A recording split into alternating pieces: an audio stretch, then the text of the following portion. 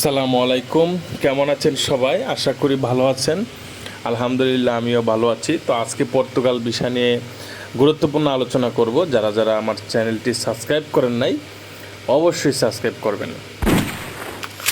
তো প্রথমেই বলবো আসলে যারা পর্তুগাল যেতে চাচ্ছেন D1 ক্যাটাগরির যে ভিসাটা সেটা এখনও চলমান আছে, তবে আগের থেকে একটু রেশিওটা অনেক কম।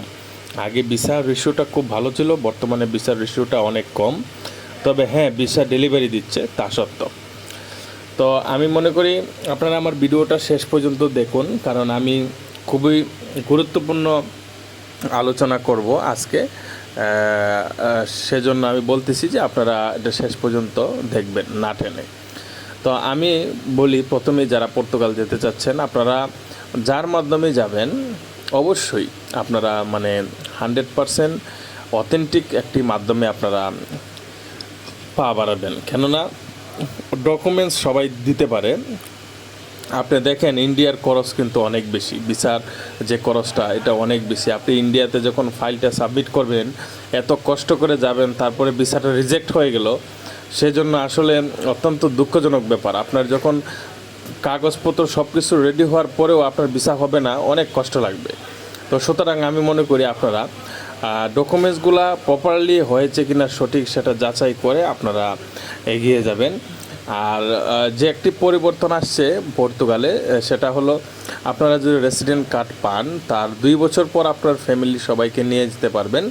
ধরেন আপনি ম্যারিড, আপনার ওয়াইফকে আপনি নিয়ে যেতে পারবেন, আপনার মাকে নিয়ে যেতে পারবেন আপনার রেসিডেন্ট কার্ড পাওয়ার 2 বছর পরে। আর ওইখানে আপনার যে কাজের যে ডিমান্ড, আপনি যদি কাজ স্কিল ওয়ার্কার হয়ে থাকেন আপনি অবশ্যই সেখানে কাজ পাবেন।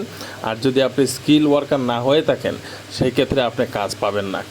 সুতরাং আপনারা ওইখানে যাওয়ার আগে অবশ্যই আপনারা একটা দক্ষতা অর্জন করবেন, এবং আমি মনে করি আপনারা কোনো স্কিল আপনারা বাংলাদেশ থেকে শিখে যাবেন, যেন এখানে যাওয়ার পর আপনারা কাজ করতে পারেন। তো আমি মনে করি আপনারা অবশ্যই কাজ শিখে যাবেন। আর যে বিষয়টা সবচেয়ে বেশি গুরুত্বপূর্ণ, আপনি ওইখানে পার্মানেন্ট হওয়ার জন্য ন্যূনতম আপনাকে 10 বছর অপেক্ষা করতে হবে। আর যারা স্পেন এবং পর্তুগাল পার্মানেন্ট হতে যাচ্ছে, বেশিরভাগই কিন্তু যে ল্যাটিন আমেরিকা, যেটা ব্রাজিল এবং প্যারাগুয়ে, ওই দেশ থেকে যারা আসে বা বিভিন্ন দেশ থেকে পর্তুগিজ ভাষা শিখে আসে, তাদের ক্ষেত্রে সেটা 7 বছর করে রাখছে। আর আর আমাদের জন্য সেটা আসলে বাংলাদেশি যারা আছি 10 বছর হওয়া আগ পর্যন্ত কোনো কথা নেই। আপনি কাজ করতে থাকেন, 10 বছর হওয়ার পরে আপনি অবশ্যই সেখানে স্থায়ী হতে পারবেন। স্থায়ী হওয়ার পর আপনাকে পাসপোর্টের জন্য আপনি আবেদন করতে পারবেন, ওই দেশের পাসপোর্ট পাবেন, এবং আপনি বলতে পারেন যে আপনি একজন পর্তুগিজ নাগরিক হয়ে যাবেন তখন।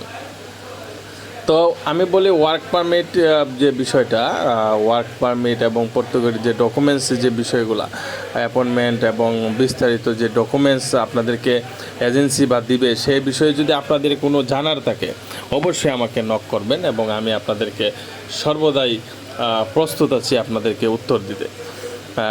ধরেন কোনো ওয়ার্ক পারমিট পাঠাচ্ছে আপনাকে, তারপরে আপনারা সেটা যাচাই করতে পারতেছেন না, অবশ্যই আমাকে বলবেন। আর ওইখানে যাওয়ার পরে আপনারা সবচেয়ে যে গুরুত্বপূর্ণ যে বিষয়, আপনারা মুভমেন্ট করবেন না অন্য দেশে। আপনারা যে ওইখানে একটা কাজে যাওয়ার পর, যদিও বা পর্তুগিজ যে নাগরিক, তারা আসলে একটু একটু কি বলবো, তারা কিন্তু নিজ দেশের একটা কাজের নিজেই তারা কাজ পাচ্ছে না, তারপরেও যে ফরেনারদেরকে একটু একটু করে বিভিন্ন কাজে তারা এঙ্গেজ করাচ্ছে। তবে জব সিকার যে একটা ওয়েবসাইট সেখানে আছে, সেখান থেকে আপনারা কাজ বেছে নিতে পারবেন। তবে অবশ্যই আপনাকে স্কিল হতে হবে, আবারও আমি বলি স্কিল হতে হবে। স্কিল ছাড়া আপনাকে ডিমান্ড সেখানে একদমই নেই। ধন্যবাদ সবাই।